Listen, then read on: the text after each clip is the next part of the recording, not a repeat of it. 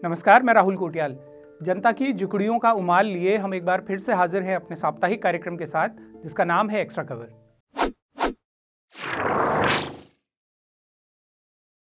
Social media के इस दौर में राजनीतिक, सामाजिक या जनहित से जुड़ा कोई भी मुद्दा जिस तेजी से उभरता है, उसी तेजी से गायब भी हो जाता है और बहुत जल्द ही लोक स्मृति से बिसरा दिया जाता है। यहाँ हर रोज नए मुद्दे उभरते हैं, रोज उन पर प्रतिक्रियाएं होती हैं और अगली सुबह कोई नया मुद्दा जन्म लेता है। सोशल मीडिया की ही भाषा में कहें तो यहाँ रोज एक नया ट्रेंडिंग टॉपिक होता है, जिसे संभालने के लिए सरकार से विपक्ष तक आईटी सेल का खूब सहारा लेते हैं। ऐसे दौर में कम ही मौके आते हैं जब कोई मुद्दा लगातार कई दिनों और कई हफ्तों तक मुख्य मुद्दा और चर्चा का एकमात्र सबसे बड़ा केंद्र बना रहे। लेकिन जब भी ऐसे मौके आते हैं, कुछ बड़े संदेश लेकर आते हैं, क्योंकि ऐसा तभी संभव होता है जब मुद्दा ऑर्गेनिक तरीके से अपनी पकड़ बनाता है और जब ऐसे मुद्दे को संभाल पाना आईटी सेल के बूते से भी बाहर की बात हो जाती है। अंकिता भंडारी हत्याकांड अब ऐसा ही एक मुद्दा बन चुका है, जिसके लिए सिर्फ उत्तराखंड के ही कोने कोने से नहीं बल्कि देश भर से आवाजें उठ रही हैं और सरकार व भारतीय जनता पार्टी का आईटी सेल अपना पूरा जोर लगाने के बाद भी, तमाम तरह के प्रपंच रचने के बाद भी और मुद्दे को डाइवर्ट करने के लिए जाति से लेकर धर्म तक का तड़का मारने के बाद भी संभाल पाने में नाकाम हो रहा है।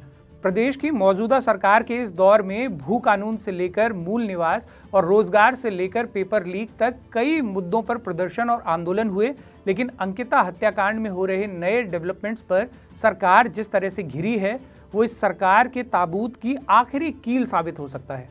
पिछले पूरे हफ्ते यूं तो कई खबरें आई जिनके चलते प्रदेश की स्वास्थ्य व्यवस्था से लेकर कानून व्यवस्था तक और परिवहन से लेकर राजस्व तक कई गंभीर सवाल खड़े होते हैं। बीते हफ्ते अल्मोड़ा में एक बस हादसा हुआ जिसमें 7 लोगों की मौत हो गई और कई लोग गंभीर रूप से घायल हुए। प्रदेश की कानून व्यवस्था को ठेंगा दिखाने वाली एक घटना हल्द्वानी से भी सामने आई, जहां बीती रात भाजपा पार्षद अमित बिष्ट ने 24 वर्षीय नितिन लोहानी की गोली मारकर हत्या कर दी। स्वास्थ्य व्यवस्था की पोल खोलती एक आप बीती खुद कैली उत्तराखंड नाम के एक पेज चलाने वाले उस इन्फ्लुएंसर ने साझा की है, जो उन्हीं इन्फ्लुएंसर्स में भी शामिल थे जिन्होंने आपदा के समय सरकारी स्क्रिप्ट पढ़ते हुए पोस्ट किए थे और बाद में किसी ने पेमेंट न मिलने की बात कही तो किसी ने जनता की प्रतिक्रियाएं देखने के बाद अपने अपने पोस्ट डिलीट कर दिए। कैली उत्तराखंड नाम से पेज चलाने वाले भी उस सूची में शामिल थे जिन्होंने धामी सरकार की स्तुति में लिखी गई वो रटी रटाई स्क्रिप्ट पढ़ी थी। लेकिन बीते हफ्ते जब अपनी पत्नी के अल्ट्रासाउंड के लिए ये इन्फ्लुएंसर अल्मोड़ा बेस अस्पताल पहुंचे तो उन्हें बताया गया कि वहां अल्ट्रासाउंड नहीं हो पाएगा क्योंकि अल्ट्रासाउंड करने वाला स्टाफ मौजूद नहीं है। कैली उत्तराखंड नाम के अपने पेजेस पर तब अपनी आपबीती साझी करते हुए उन्होंने बताया कि उत्तराखंड के अस्पताल कैसे रेफर सेंटर बन चुके हैं और तब उन्होंने स्वास्थ्य मंत्री धन सिंह रावत को भी याद किया कि उनका तो दावा था कि पहाड़ में डॉक्टर मरीजों को ढूंढ रहे हैं। स्वास्थ्य सुविधाओं से जुड़ी एक खबर ये भी सामने आई कि नेशनल हेल्थ मिशन के तहत काम कर रहे प्रदेश में 1,500 से ज्यादा लोगों को पिछले 2 महीनों से वेतन नहीं मिला है। इन लोगों का ये भी आरोप है कि पिछले 1 साल से इन लोगों के यूएएन खातों में प्रोविडेंट फंड का पैसा जमा ही नहीं किया गया, जबकि रिकॉर्ड्स में इसे दर्शाया जाता है। जिस आउटसोर्सिंग एजेंसी के माध्यम से इन तमाम लोगों को वेतन दिया जाता है, वो ऐसी मनमानी बिना किसी सरकारी संरक्षण के कर रही होगी, ये मान लेना बेहद नादानी है। ऐसी न जाने कितनी एजेंसी हैं जो मंत्रियों के रिश्तेदारों या नज़दीकी लोगों की होती हैं, जिन्हें सरकार मोटा पैसा चुकाती है, लेकिन ये एजेंसी अपने कर्मचारियों तक उनके हक का पैसा पहुंचाने के बजाय सारे बजट को घाम लगाने की जुगत में रहती हैं। उत्तराखंड में तो लंबे समय से ऐसे मामले सामने आते रहे हैं जहां पहाड़ के पहाड़ औने पौने दामों पर बड़े बड़े कारोबारियों तक को सौंप दिए गए। सिर्फ धामी कार्यकाल में ही ऐसे कई मामले सामने आ चुके हैं जहां किसी नेता पर आय से अधिक संपत्ति तो किसी कारोबारी को नियम विरुद्ध जंगल के जंगल सौंप दिए जाने के आरोप हैं। ये बात सही है कि धामी सरकार में पिछली सरकारों की तुलना में ज्यादा सरकारी नौकरियां निकाली गई, लेकिन ये भी उतना ही सही है कि इसी कार्यकाल में लूट का तंत्र भी अभूतपूर्व तरीके से बढ़ा है। शराब से लेकर खनन और नक्शे पास करवाने के लिए दी जाने वाली घूस से लेकर तमाम संसाधनों की लूट तक में बेतहाशा बढ़ोतरी हुई है। लेकिन धामी सरकार की एक बड़ी उपलब्धि ये रही कि उसने नैरेटिव को अपने पक्ष में बनाए रखने के लिए जनता के हजारों करोड़ घाम लगा दिए और अपने पक्ष में अब तक माहौल को ज्यादा बिगड़ जाने से बचाए रखा।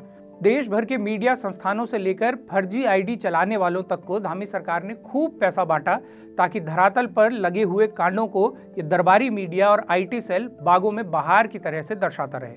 इस मामले में धामी सरकार की तरफ से बैटिंग करने वालों में वो फर्जी पेजेस सबसे आगे हैं जिनके खिलाफ भ्रामक और आपराधिक पोस्ट करने के चलते कई बार पुलिस में शिकायतें दर्ज हो चुकी हैं, लेकिन फिर भी इन पेजेस का कुछ नहीं बिगड़ता।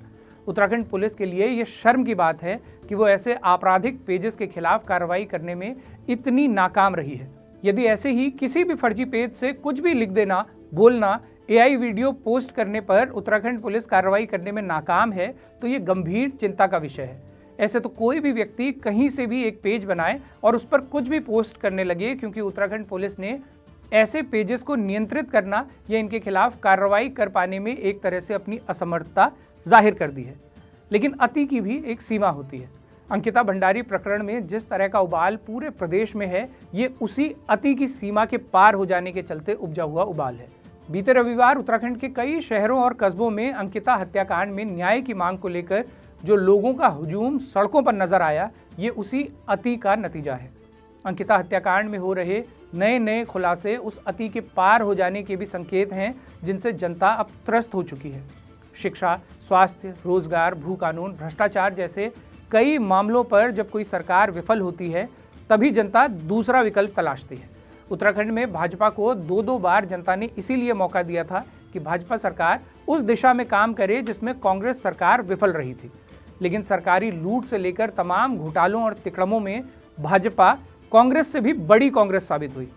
अव्वल तो प्रदेश में भाजपा सिर्फ कहने को ही भाजपा है, क्योंकि इसमें मंत्रियों से लेकर नेताओं तक सभी तो उसी कांग्रेस से आए हैं जिन्होंने पहले कांग्रेस में रहते हुए सपोड़ा सपोड़ी की और फिर मौका देखते ही भाजपा में फाल मारकर दोबारा से मंत्री पद लौंफिया लिए। भाजपा इस मामले में भी पूरी तरह से कांग्रेस साबित हुई कि सत्ता में ज्यादा समय तक रहने वाला अहंकार इसके सर चढ़कर खूब बोलने लगा।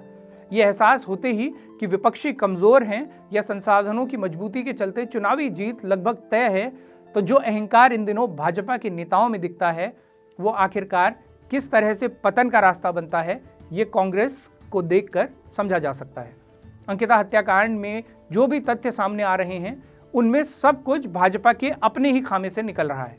वो वीआईपी कौन था जिसे एक्स्ट्रा सर्विस देने के लिए अंकिता पर इतना दबाव बनाया जा रहा था कि उसकी हत्या कर दी गई? ये सवाल शुरुआत से ही उठता रहा था। यही कारण है कि अंकिता के हत्यारों को उम्र कैद की सजा होने के बाद भी जनता सड़कों पर है और न्याय की मांग कर रही है। हालांकि ये सच है कि कानून के जानकार मानते हैं कि उस वीआईपी का अंकिता की हत्या में सीधा हाथ हो, ये कहीं से भी सामने नहीं आया है। लेकिन ये भी सच है कि अंकिता पर दबाव तो वीआईपी को एक्स्ट्रा सर्विस देने का ही था और यही बात अंततः उसकी हत्या का कारण भी बनी। फिर इस मामले में जो जांच के दौरान सामने आया वो ये भी था कि अंकिता की हत्या के कुछ ही दिन पहले कुछ लड़कियां उस रिजॉर्ट में लाई गई थी जिनसे देह व्यापार करवाने की बातें सामने आई। हाल ही में पूर्व भाजपाई और वर्तमान में कांग्रेस के नेता हरक सिंह रावत ने भी इस बारे में कुछ गंभीर सवाल खड़े किए हैं। एक इंटरव्यू में उन्होंने कहा है कि पुलकित आर्य के पिता विनोद आर्य से उनकी कुछ बार की मुलाकातें थी। उन्होंने ये भी कहा कि जब वो मंत्री थे तो पुलकित आर्य को एग्जाम में पास करवाने के लिए उन पर काफ़ी दबाव बनाया जा रहा था। इसके साथ ही उन्होंने विनोद आर्य पर गंभीर सवाल खड़े करते हुए कहा कि उस व्यक्ति की न तो ज़मीन पर कोई मजबूत पकड़ थी और ना ही कोई जनाधार, लेकिन इसके बाद भी उसे राज्य मंत्री का दर्जा दिया गया था और उसकी सीधी पहुंच भाजपा के तमाम बड़े नेताओं तक थी। इसको आधार बनाते हुए हरक सिंह रावत ने आरोप लगाया है कि वनंतरा रिजॉर्ट में संभवतः अनैतिक देह व्यापार होता था और इसी काम के एवज में विनोद आर्य को तमाम सुविधाएं और संरक्षण मिलता था। ये आरोप पूरी तरह से निराधार इसलिए नहीं कहे जा सकते क्योंकि इतना तो कोर्ट ने भी माना है कि अंकिता पर इसी काम का दबाव बनाया जा रहा था।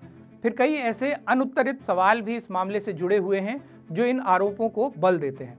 जांच के दौरान ही रिजॉर्ट के कई हिस्सों में बुलडोजर फेर देने की जल्दबाजी, पुलकित के फोन का कभी बरामद ही न हो पाना, जबकि यही वो सबसे अहम कड़ी थी जहां से वीआईपी के संबंध में जानकारी हासिल की जा सकती थी।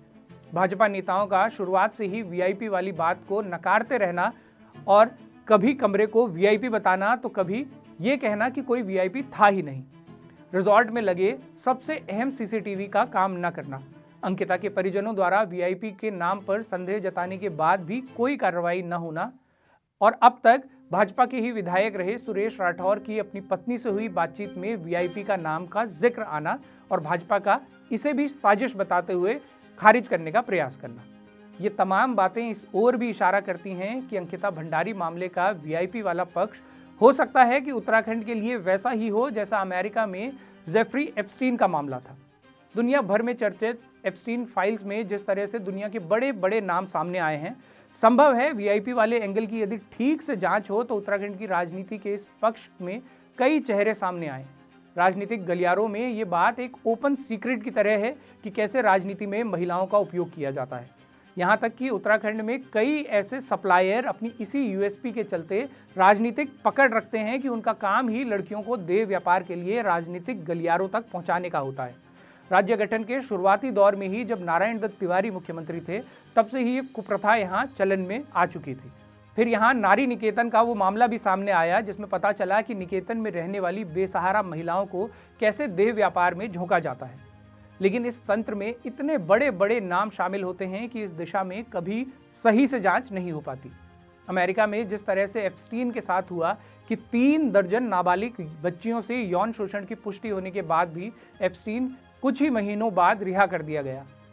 बाद में जब एक पत्रकार की सालों की मेहनत और जांच के चलते ये मामला दोबारा खुला और उसे जेल हुई, तब भी इस मामले में बड़े बड़े चेहरे अछूते ही रहे और एप्स्टीन की संदेहास्पद स्थिति में जेल में ही मौत हो गई, जिसे आत्महत्या कहा गया।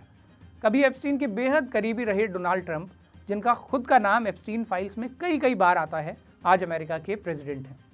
इसमें कोई अतिशयोक्ति नहीं कि उत्तराखंड में अगर अंकिता भंडारी हत्याकांड की जड़ें ठीक से खंगाली जाएं तो ये यहाँ की एप्स्टीन फाइल साबित हो सकती हैं।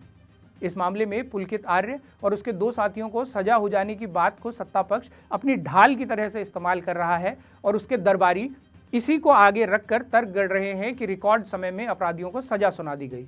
लेकिन इस सवाल का सामना करने को वो लोग तैयार नहीं हैं कि वीआईपी के नेटवर्क पर नए सिरे से जांच की जाए, जैसा कि प्रदेश भर के लोग मांग कर रहे हैं। अति आत्मविश्वास में डूबी प्रदेश सरकार और भाजपा के नेता इसी दंभ में हैं कि चुनावों में उनकी मजबूत स्थिति को चुनौती देने वाला कोई मजबूत विपक्ष दूर दूर तक फिलहाल नजर नहीं आता। लेकिन अंकिता का मामला जिस तरह से जन जन तक पहुंच चुका है, इस मामले में जिस तरह से भाजपा के पदाधिकारी तक पार्टी से छिटकने लगे हैं, जन भावना को समझते हुए जिस तरह से कई भाजपाई भी सीबीआई जांच की मांग करने लगे हैं और पार्टी से इस्तीफा तक दे रहे हैं, उसमें ये संकेत साफ दिखते हैं कि अंकिता हत्याकांड इस सरकार के ताबूत की आखिरी कील साबित हो सकता है। तो ये था इस हफ्ते का एक्स्ट्रा कवर। आपको बारामासा के कार्यक्रम पसंद आते हैं तो हमें सब्सक्राइब करने के साथ ही चैनल की पेड मेंबरशिप लेकर या सुपर थैंक्स का बटन दबाकर हमें सहयोग जरूर करें। स्क्रीन पर दिए गए QR कोड और UPI ID के माध्यम से भी आप हमें सीधे समर्थन दे सकते हैं। बाकी अपनी प्रतिक्रिया, सुझाव या एक्स्ट्रा कवर से निकलती कोई खबर अगर आप हम तक पहुंचाना चाहते हैं तो इस मेल ID पर लिख भेजिएगा। अगले हफ्ते फिर से होगी मुलाकात। तब तक के लिए सिमनिया, पहलाद, प्रणाम।